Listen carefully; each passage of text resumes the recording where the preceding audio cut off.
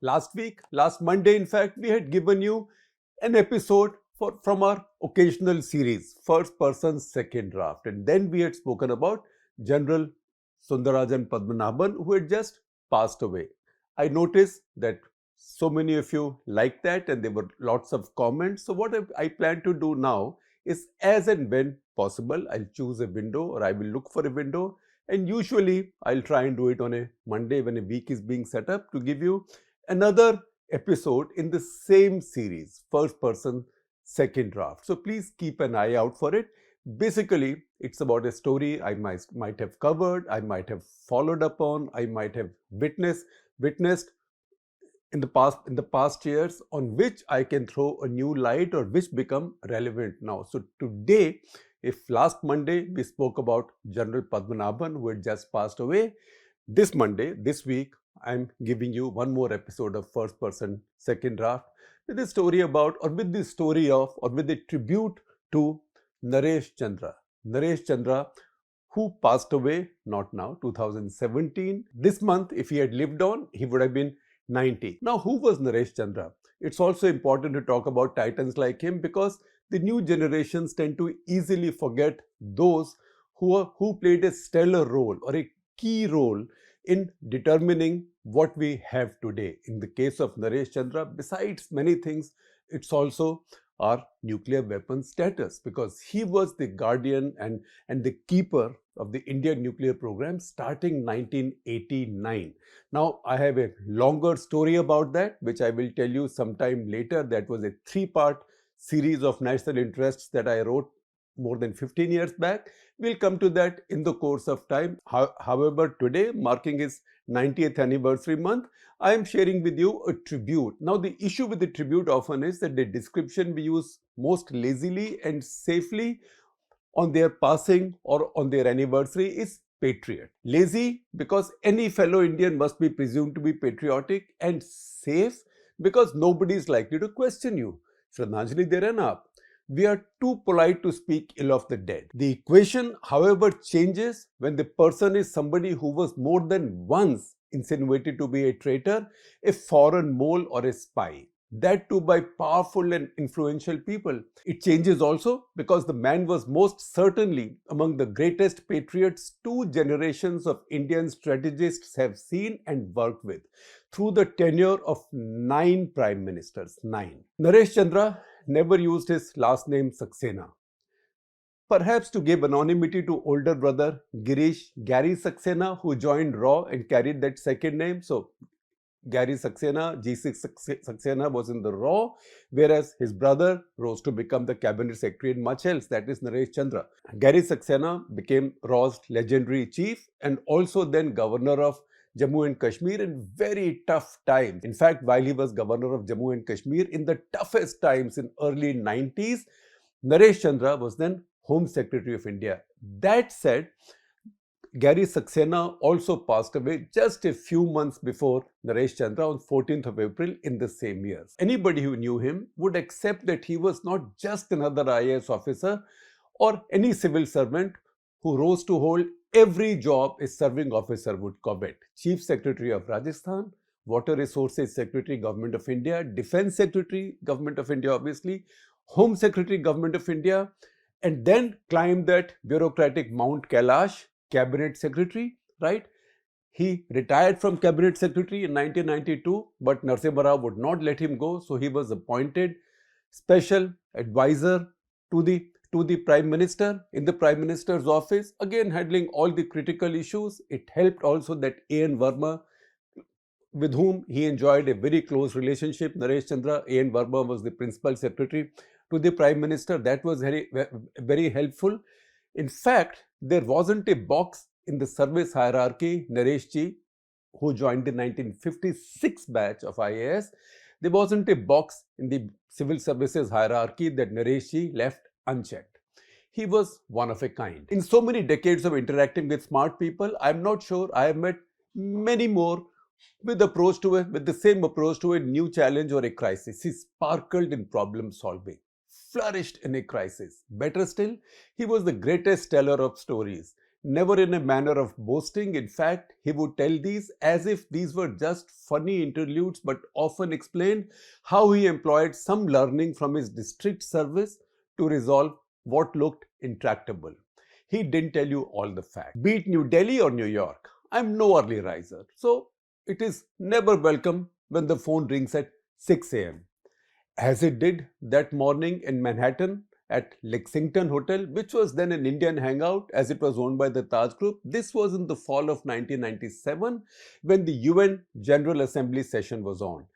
Naresh Chandra, then India's ambassador to Washington, was calling, distraught, and he said, "Arey bhai," and I quote, "Arey bhai, ye kya chhap diya aapne?"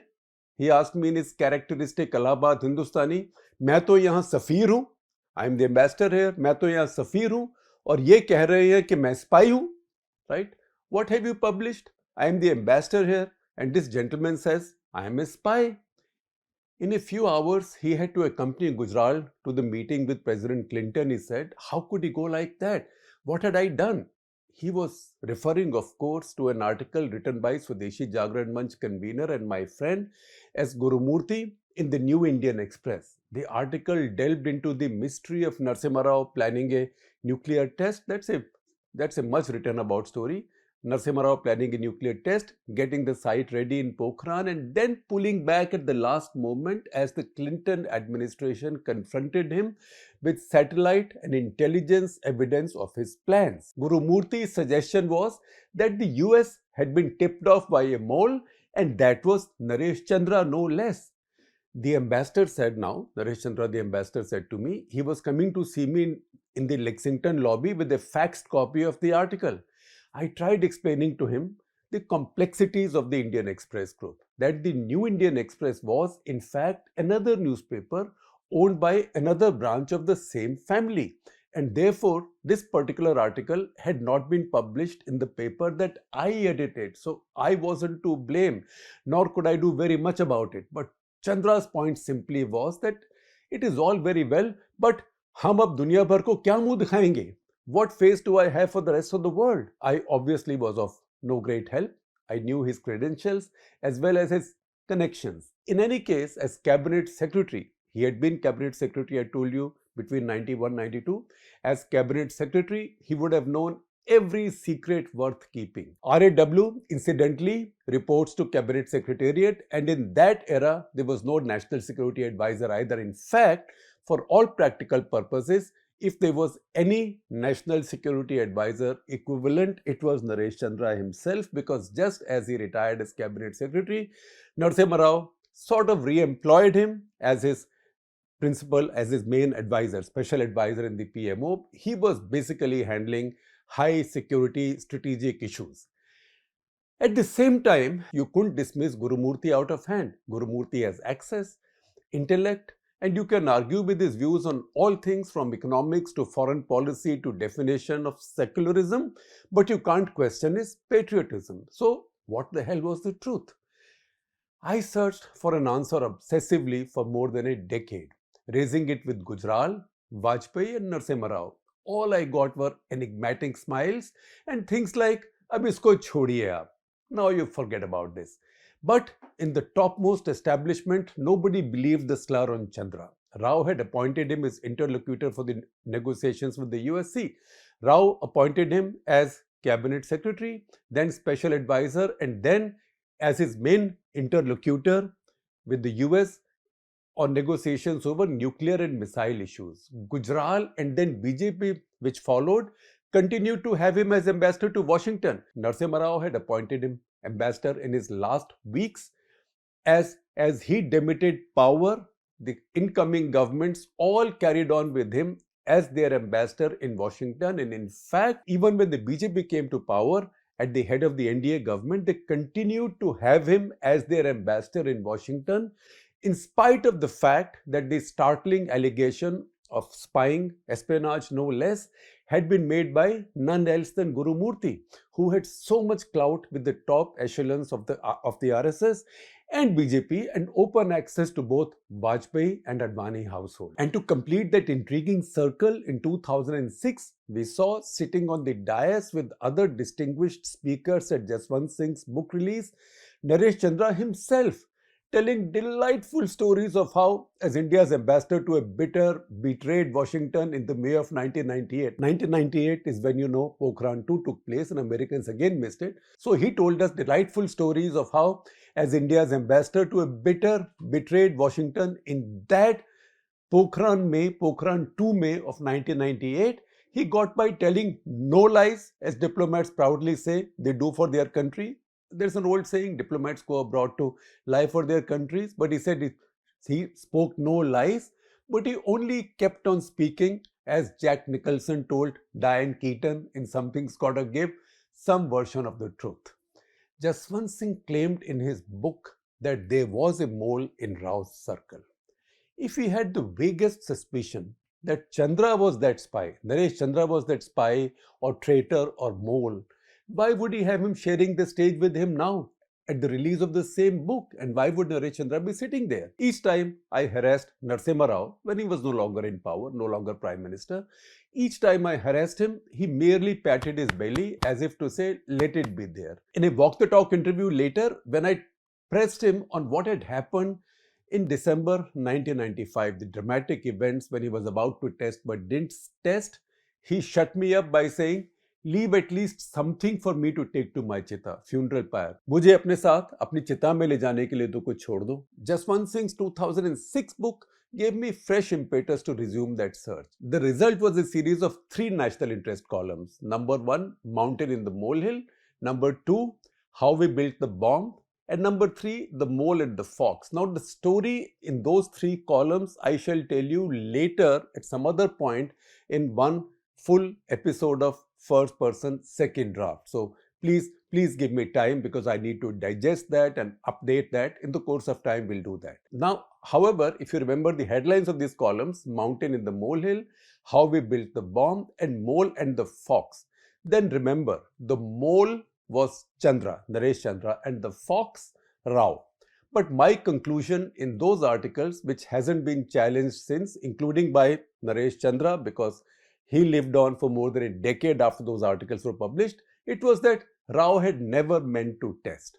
He was under pressure from the Clinton administration to roll back his nuclear plans at a time when India was vulnerable. And then American pressure was to demand a full rollback and a sealing of the program. That Narasimha Rao didn't want. He wanted to buy time. The fox, Narasimha Rao, played a subterfuge on the Americans by pretending to test, getting caught and then cancelling to give Clinton comfort and buy Indian scientists the time they needed. Also to buy the Indian political system the time they needed, because he always thought, and this is what he said later also, that so close to his elections, and given that everybody knew he wasn't going to win, he would not have had the political capital to carry out such a major act. And also, India wasn't quite ready yet to face the impact of the sanctions that would have definitely followed. Naresh Chandra was probably a player in this, a willing mole, but all for a good patriotic cause. It is just that his reward later was these insinuations of high treason. The fact is, it was on 18th March 1989 that Rajiv Gandhi took him aside at an IAF firepower demonstration at Tilpat outside of Delhi on the Haryana side, said Pakistan was a screwdriver's turn away from its nukes and India should start active weaponization. He gave the keys to Chandra, who guarded our strategic equivalent of the family silver. You can call it the family uranium. In India's context, probably you would say the family plutonium.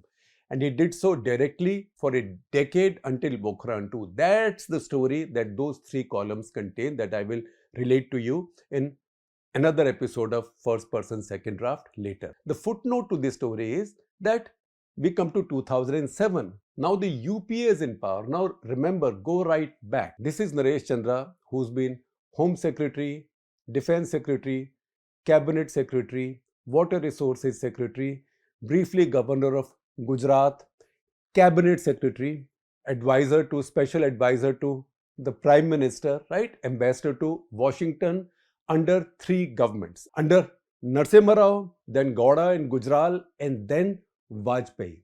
And now UPA government conferred Padma Vibhushan on him. And that ended all whispers. I do not remember in my working life interacting with anybody who enjoyed such trust across the political spectrum. So he was in that sense a quintessential civil servant who worked with all political parties and all governments, was trusted by all, served the national purpose, but did a lot more than what an usual bureaucrat would do. He was not a usual bureaucrat. He was a really active civil servant and a policymaker. Naresh Chandra's patriotic commitment was so stubborn, it didn't shake even when it was viciously questioned and he was abused. He won't even write a memoir. Not so much to come clean, but to tell the country of what he did. It was quite a remarkable story. What was his answer? Because I pushed him many times to write a memoir.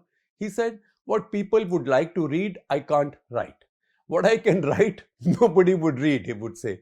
He was quite simply among the finest servants of Mother India we have seen in our times.